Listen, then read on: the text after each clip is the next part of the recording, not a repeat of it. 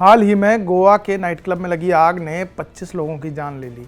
इस night club, जिसका नाम बर्च बाई रोमियो लेन है, इसके मालिक सौरभ लूथरा और गौरव लूथरा यानी लूथरा ब्रदर्स देश छोड़कर चले गए।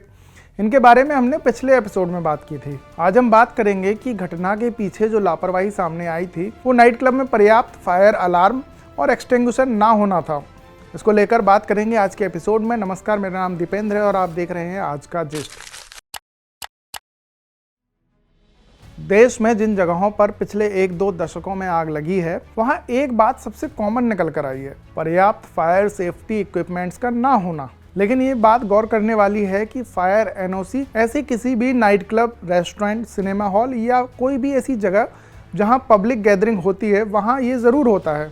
सवाल यह है कि फायर के पर्याप्त इंतजाम नहीं होने के बावजूद वहां सरकार एनओसी कैसे दे रही है।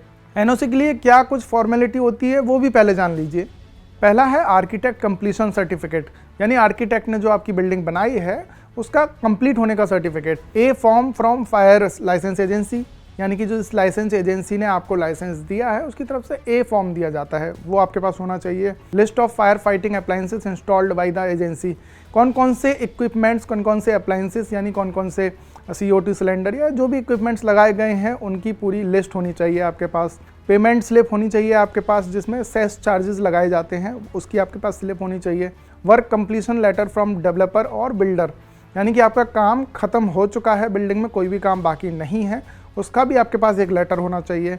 Installation of fire fighting appliances का लेटर आपके पास होना चाहिए जो लाइसेंस एजेंसी आपको देती है। प्रोविजनल फायर एनओसी, यानी कि आपकी शुरुआती एक एनओसी मिलेगी इन सब के बाद, वो आपके पास होनी चाहिए। Provisional drawing sanctioned from the fire department, यानी आपने जो डिज़ाइन फायर डिपार्टमेंट को दी है वो सैंक्शन होनी चाहिए। Fire resistance door installation certificate, यानी आपके नाइट क्लब या किसी भी संस्थान में जो दरवाजे लगे हैं वो फायर रेजिस्टेंट होने चाहिए, यानी उनमें आग नहीं लगना चाहिए ताकि लोग आराम से आसानी से निकल सकें। चालान ऑफ फायर पंप्स, यानी जो आपने फायर पंप्स उसमें लगवाए हैं उनके चालान्स आपके पास होने चाहिए। लिफ्ट इंस्पेक्शन सर्टिफिकेट, यानी लिफ्ट का सर्टिफिकेट आपके पास होना चाहिए। आपने जो भी डीजी या जनरेटर आपकी बिल्डिंग में लगा हुआ है उसका भी आपके पास सर्टिफिकेट होना चाहिए। बिल्डिंग में जो भी फायर अप्लायंसेस लगाए गए हैं उनकी फ़ोटो होनी चाहिए आपके पास। इसके अलावा 200 रुपये के स्टाम्प पेपर पर आपके फायर सेफ्टी मेंटेनेंस का अप्रूव्ड प्लान होना चाहिए। ये सब होने के बाद फायर एनओसी जारी की जा सकती है।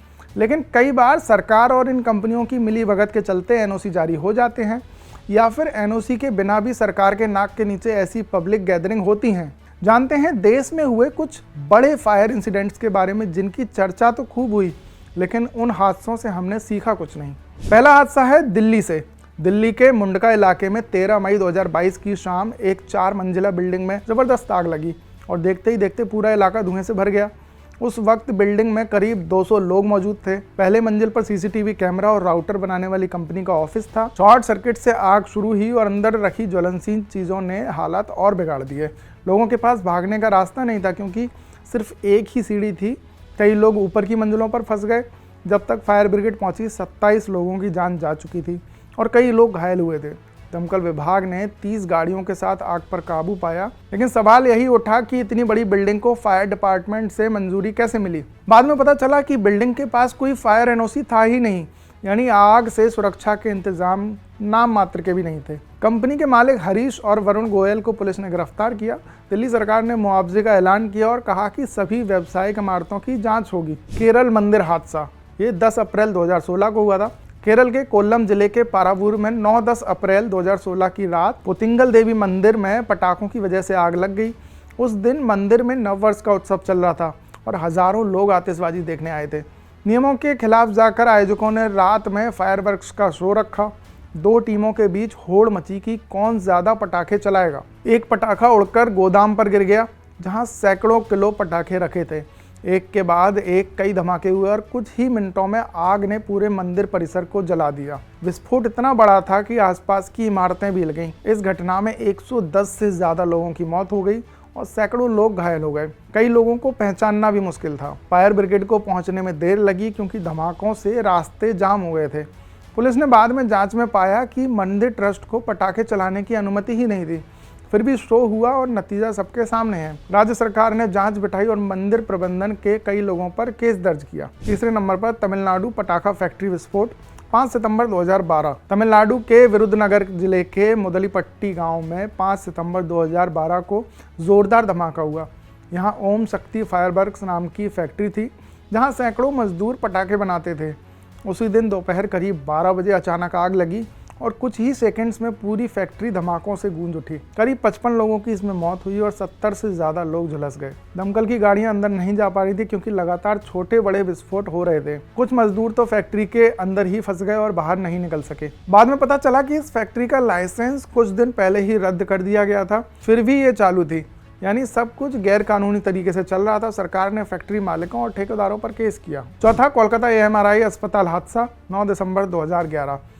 9 दिसंबर 2011 की सुबह कोलकाता के एक नामी निजी अस्पताल AMRI में जो हुआ वो किसी भी बुरे सपने से कम नहीं था।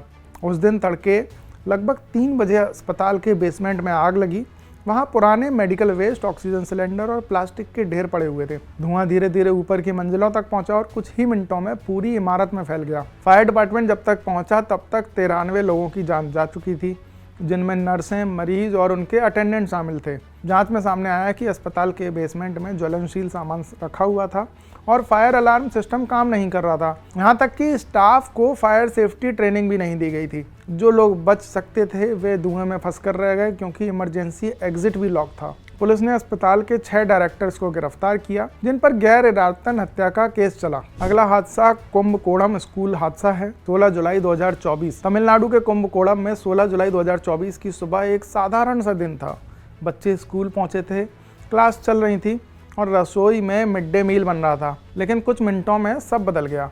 स्कूल की रसोई में लकड़ी के चूल्हे से निकली चिंगारी ऊपर लगी सूखी छप्पर की छत तक पहुंच गई। वहां रखे भूसे और बांस ने आग पकड़ ली और देखते ही देखते 3 मंजिला बिल्डिंग आग की लपटों में घिर गई। करीब 800 बच्चे स्कूल में मौजूद थे, जिनमें से 94 की मौत हो गई। ज्यादातर छोटे बच्चे थे जो क्लासरूम में फंस गए। इमारत में एक ही सीढ़ी थी और खिड़कियों पर लोहे की जाली लगी थी, जिससे निकलना नामुमकिन था। दमकल को अंदर घुसने में वक्त लगा और कई बच्चे अपनी डेस्क के नीचे ही छिपे रह गए, जहां दम घुटने से उनकी जान चली गई। इस दर्दनाक घटना के बाद पूरे देश में स्कूलों की सेफ्टी को लेकर हंगामा हुआ।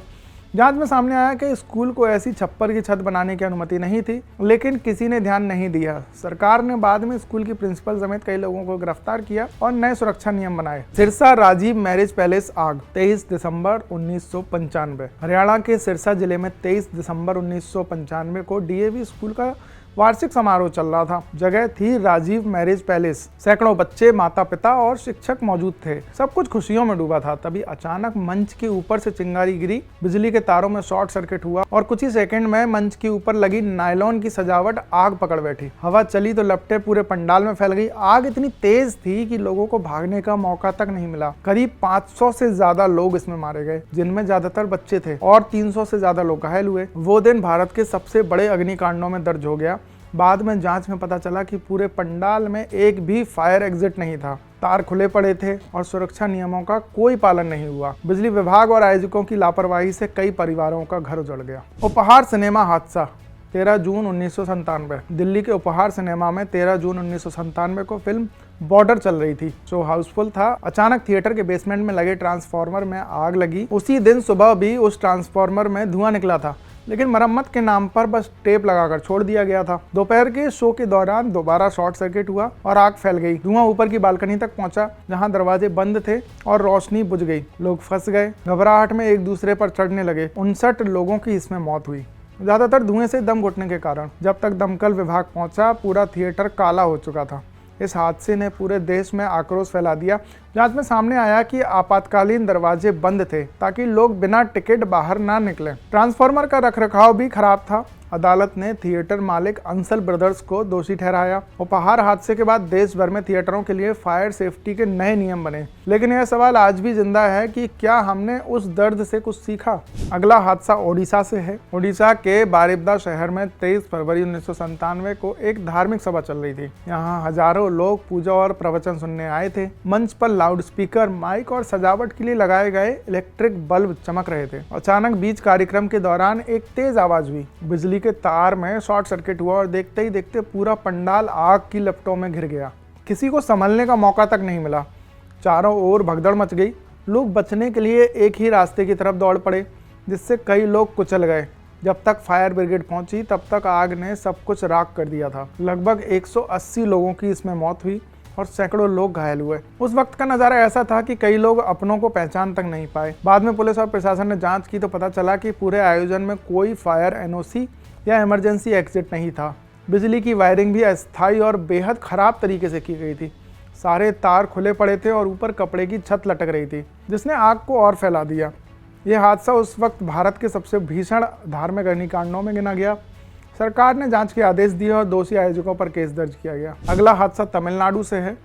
तमिलनाडु के एरवाड़ी गांव में 6 अगस्त 2001 को जो हुआ उसने पूरे देश को हिला दिया। यहाँ मोइदीन बदूशा नाम का एक निजी मानसिक आश्रम था, जहाँ मानसिक रूप से बीमार मरीजों को रखा जाता था।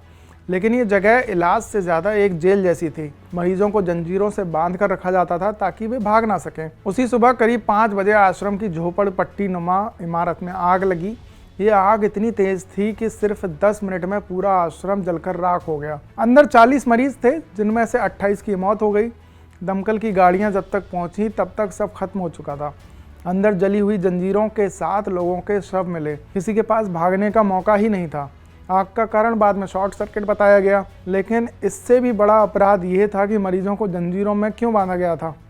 जांच में सामने आया कि आश्रम बिना किसी सरकारी अनुमति के चल रहा था।